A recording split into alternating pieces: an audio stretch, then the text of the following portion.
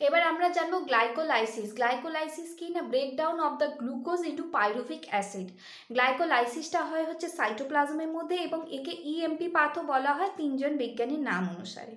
অর্থাৎ প্রথমে কি হচ্ছে গ্লুকোজ, গ্লুকোজ থেকে গ্লুকোজ 6-ফসফেট, দেন ফ্রুক্টোজ 6-ফসফেট, ফ্রুক্টোজ 6-ফসফেট থেকে ফ্রুক্টোজ 1,6-বেস ফসফেট, সেটা দুভাগে ভাগ হয়ে যাচ্ছে অর্থাৎ ড্যাপ অর্থাৎ ডাইহাইড্রক্সি অ্যাসিটোন ফসফেট, এবং তৈরি হয় হচ্ছে গ্লিসারলডিহাইড 3-ফসফেট। সেটা কনভার্ট হয়ে যায় কিসে 1,3-বিস ফসফোগ্লিসারেট, সেটা কনভার্ট হয় 3-ফসফোগ্লিসারেট, 2-ফসফোগ্লিসারেট, ফসফোইনল পাইরুভেট, এবং লাস্টে তৈরি হয় পাইরুভিক অ্যাসিড।